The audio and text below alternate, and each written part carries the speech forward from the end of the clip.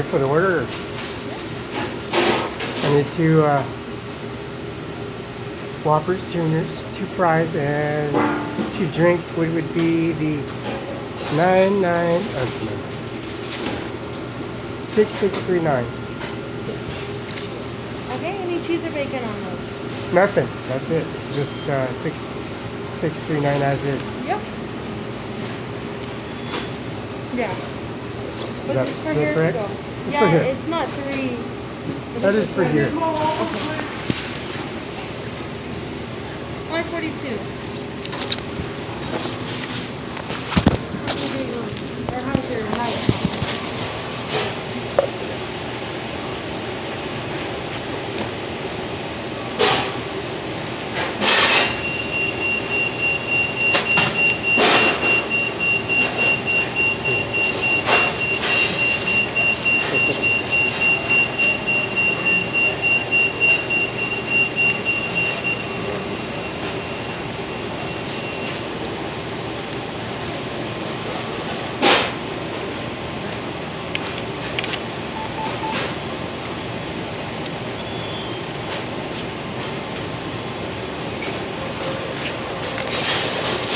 Number 44.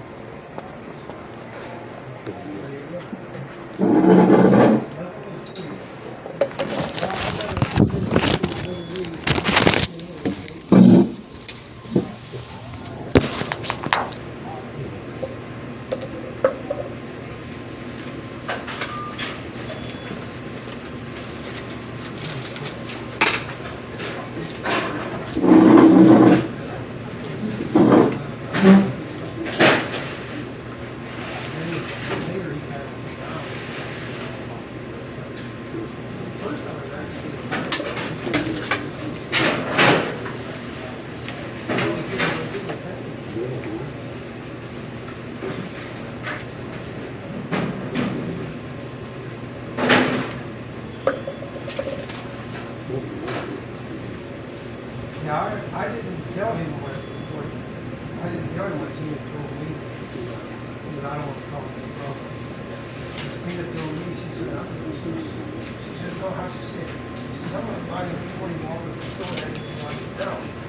Shut up. And she's getting tired of hearing about those walkers. So after his surgery, she said, I think they're going to give us a walker.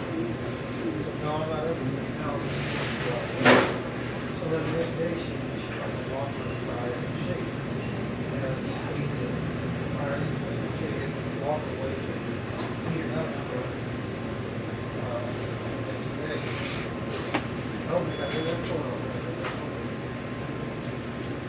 But anyway, I don't tell her what Tina actually said. And so she finally just got tired of hearing it. I finally called her. And I told her, she said, I said, you know, trying to get the advice, and that's not what I'm about. Because I don't want anybody thinking they can something to do something like this going on and on and on and on and on. I can actually we got every one of them. I don't want to get in. I don't want to get in this. I don't want to get into it.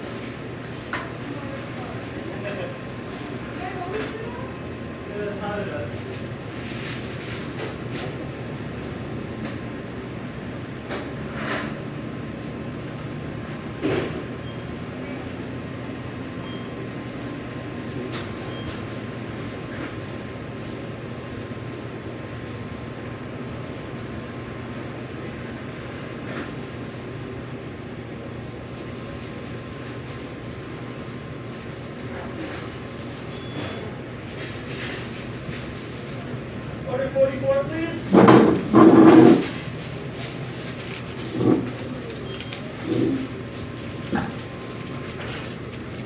Did you want any sauce today?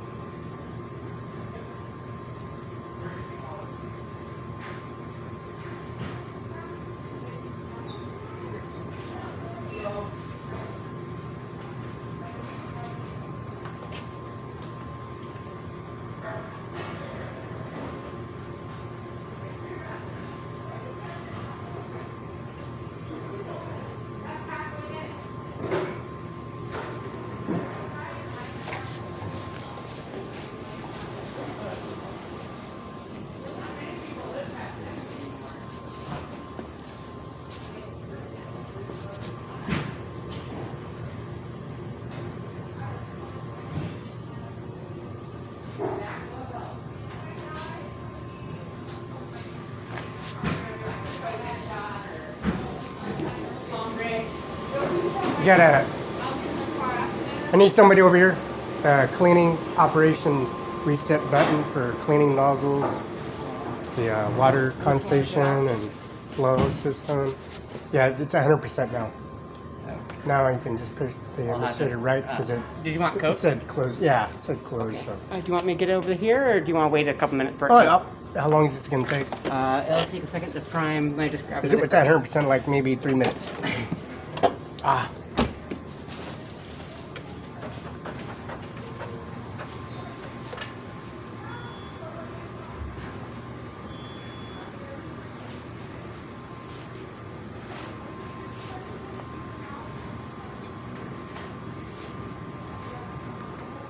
It'll be quick.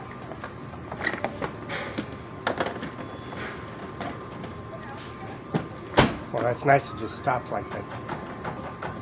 It doesn't give you a ringtone or No, it doesn't nothing. You have give to you a show. You have warning. to show up and yeah.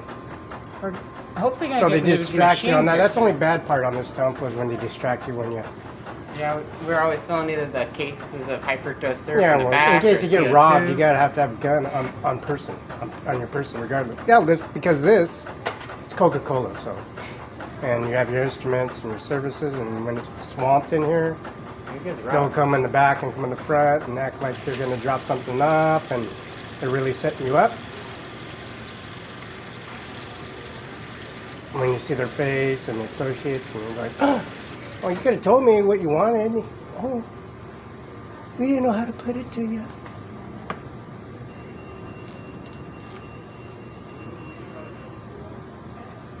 So you need it. If they click that link to you, but Coca-Cola is trying to just. You got Verizon, you got T-Mobile, you got Smart Talk, you got those two towers, you get AT&T, and then. And you got subliminal messaging from all the ads and stuff and everything. Why will it not work? Doesn't like my touch. There we go. As soon as that loads, Yeah. it'll do it. Thank for you. Thank you. Thank you. Thank you.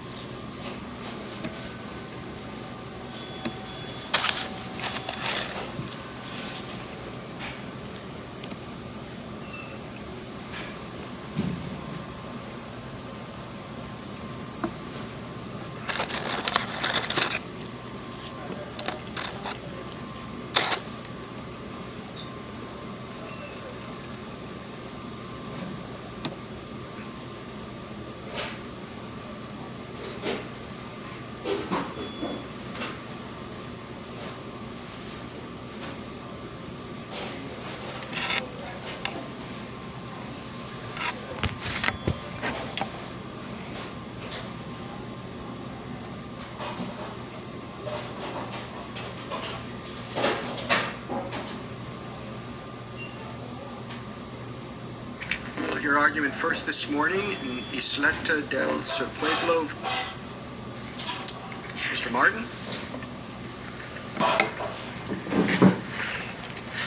Mr. Chief Justice, and may it please the court. The question this case presents is whether the Restoration Act subjects the Pueblo to Texas's time, place, and manner restrictions as it relates to games that Texas does not flatly prohibit. It does not.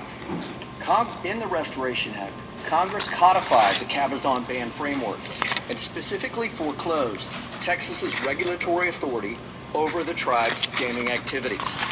The plain language of the Act provides us with clear support for this interpretation.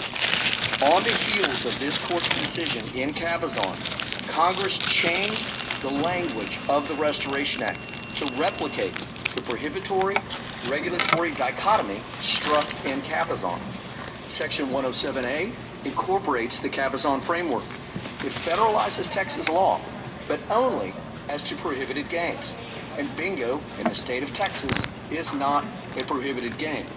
Section 107B clearly forecloses any interpretation of Section 107 in its entirety where Texas would have regulatory jurisdiction over tribal gaming. And Section 107B must have meaning in the Act. The problem with the state of Texas's interpretation and the Fifth Circuit's interpretation in Isleta 1 is that it reads 107B out of the Act entirely. This interpretation is also consistent with Congress's extension of the Cabazon framework to IGRA. The two statutes are not in conflict, and you don't have to choose one over the other. And even if that were the case, and we don't think it is, the plain language of the Restoration Act allows my client to engage in non-prohibited gaming activities. In sections 107A and 107B, Congress was sending the clear signal that it was incorporating the prohibitory regulatory construct from Cabazon into a test applicable to these tribes. The final text of the Restoration Act reflects the bargain that Congress struck. Each side got something, but not everything. Texas was allowed to prevent prohibited games from being played by these tribes. Meanwhile, the tribe was allowed to retain its sovereignty and its freedom from regulation as it related to gaming activities. And with that, I'd be pleased to answer any questions from the court. Yes, counsel. In the Cabazon was a grant of jurisdiction, right? Yes, Your Honor. Is there any difference? Is there a grant of jurisdiction in 107A? Your Honor, looking at the text of 107A, it's specifically dealing with the tribal gaming activities. There's not a specific reference to the grant of the jurisdiction. So what do you, just standing alone, what do you think it's doing? Your Honor, I think it's showing that Congress was extending the Cabazon framework to this fact pattern where Congress was federalizing state law as to prohibited gaming activities. It's taking the Public Law 280 structure that was explicated in Cabazon and extending it to this fact pattern. So exactly how is it doing that? Your Honor, in the text itself, the first sentence, all gaming activities which are prohibited by the laws of the state of Texas are hereby prohibited on the reservation and on the lands of the tribes. That seems almost as though it's adopting it as federal law. It's adopting Texas's prohibitory laws as to prohibited gaming activities.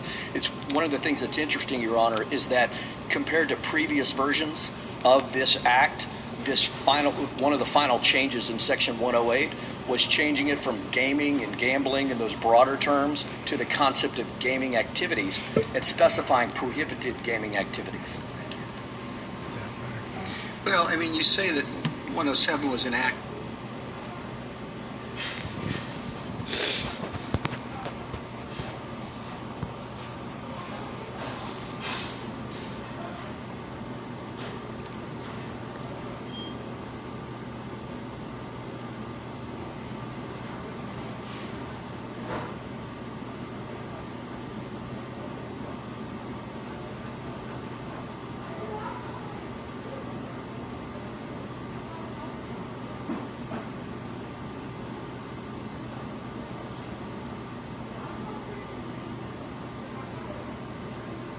We'll hear argument next in 21A240, Biden, President of the United States versus Missouri, and the consolidated case. Mr. Fletcher. Thank you, Mr. Chief Justice, and may it please the court. Hospitals, nursing homes, and other Medicare and Medicaid providers serve patients who are especially vulnerable to COVID-19 in settings that are especially conducive to the spread of the virus. The Secretary required those providers to make sure that their staff are vaccinated, subject to medical and religious exemptions, because he found that vaccination is the best way to prevent workers from infecting their patients with a potentially deadly disease. He also found that any delay in implementing that requirement would cause preventable deaths and severe illnesses. The preliminary injunctions in these cases are delaying that urgently needed protection for Medicaid and Medicare patients in half the country. This court should stay those injunctions for two reasons. First, requiring medical staff vaccination during a pandemic falls squarely within the Secretary's statutory authority to protect the health and safety of Medicare and Medicaid patients. Vaccination requirements are a traditional and common way to curb the spread of infectious disease. Many healthcare workers are already required to be vaccinated against diseases like hepatitis, measles, and the flu. And the medical community overwhelmingly supports COVID-19 vaccination requirements, which have been adopted by providers around the country. Those requirements are, in short, the paradigmatic example of a health and safety measure. Second, the Secretary's decision was thoroughly explained and supported by the record. The states do not seriously deny that requiring vaccination will save lives. Instead, they predict that it will cause staffing shortages, especially in some rural areas. But the Secretary carefully considered that concern. He explained that experience from around the country shows that most workers actually will choose to be vaccinated rather than to leave their jobs in response to vaccination requirements. And he concluded that the risk of some temporary staffing shortages is outweighed by the urgent need to protect all Medicare and Medicaid patients during a deadly pandemic. Congress assigned those quintessential predictive and policy judgments to the Secretary, and the states have identified no basis to disturb his conclusions. I'd welcome the court's questions. Counsel, are you relying on 1302A? The Secretary invoked, that's the Secretary's general rulemaking authority under the Social Security Act, and he invoked that general rulemaking authority as he typically does when he makes rules under the Act. But we're not relying primarily or on that. We're instead relying on specific authorities as to each category of covered providers that allow the Secretary to set standards that set the requirements for their participation in Medicare and Medicaid. I don't understand what you just said. I'm sorry. The answer is yes, but not only on 1302. We also have specific statutes that speak to each of the covered providers here. So, if I look at the language in 1302, which says that the Secretary shall make and publish such rules and regulations as may be necessary to the efficient administration of the functions with which each is charged under this chapter. You say there is more than that authorizing the Secretary. Correct, yes. What is that more? So the more is set forth, it's different as to each category of providers. So take hospitals, there the additional authority is in section 1395X-E9, which authorizes the Secretary to set such requirements as he finds necessary in the interest of the health and safety of patients in Medicare and Medicaid. The Secretary cited other similar requirements that authorize him to set conditions of participation for each of the categories of providers, for nursing homes, for ambulatory surgical centers. All of those categories of providers are subject to similar requirements that say the Secretary gets to determine the requirements for their participation in Medicare and Medicaid. The Secretary has long relied on those specific statutory authorities.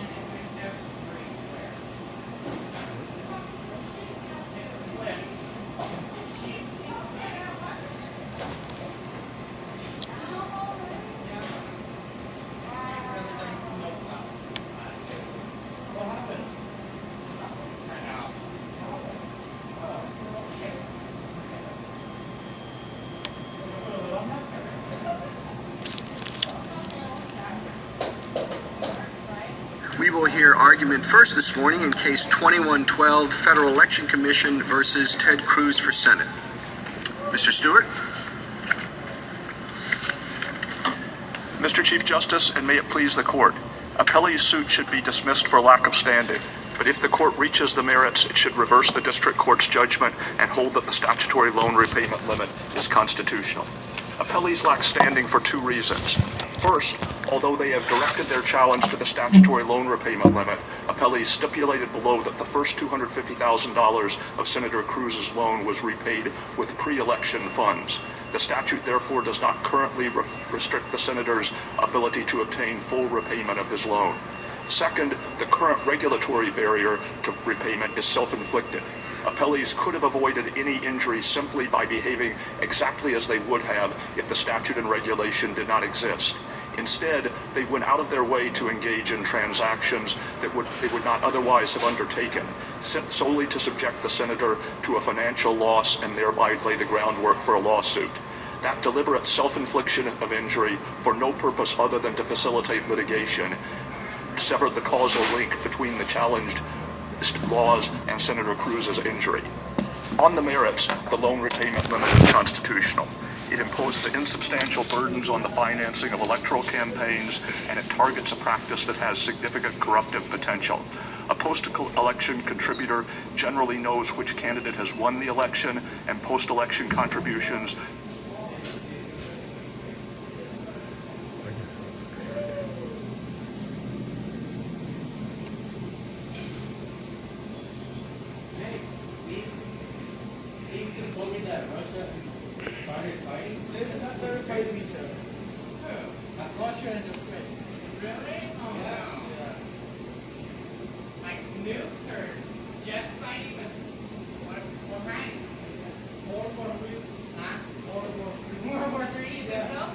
We'll hear argument this morning in case 20-1472, Beckler versus the Commissioner of Internal Revenue.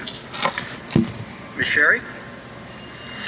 Mr. Chief Justice, and may it please the court. This court has repeatedly held that time limits are rarely jurisdictional, and that if Congress wants to make them jurisdictional, it has to speak clearly. Section 6330D1 does not have the needed clarity. The first clause reads like an ordinary statute of limitations. It says what the taxpayer may do, and it says nothing about the tax court's jurisdiction. The second clause does speak to jurisdiction, but the only reference back to the first is through the two words such matter. Now, we think such matter refers to a petition to the tax court for review of a CDP determination. The commissioner agrees, but he says it also refers to the 30-day deadline to file that petition. Our reading is more natural. It stops at the closest reasonable antecedent, and it uses the word matter as it's ordinarily understood. The commissioner's reading requires more work, and it requires this court to treat the time limit the same as subject matter in the context of subject matter jurisdiction. If nothing else, it is far from clear. The statutory history resolves any doubt. As originally enacted, the same time limit governed the tax court and the district courts, and it was not jurisdictional. The relevant language has not changed. It has to mean the same thing today as it did in 1998. Congress enacted this collection due process regime in order to protect taxpayers from IRS abuses. It would not have included a rare and harsh jurisdictional deadline to close those courthouse doors, let alone through a vague parenthetical reference to such matter.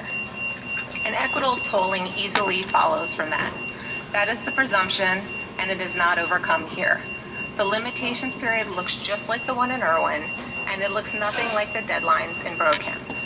The CDP regime is remedial, and it is a place where equity finds a comfortable home. I welcome the court's questions. Mary, why would Congress permit the tax court to consider an untimely action, but then not allow it to enjoin a levy action? So I think that goes to that final sentence in E1.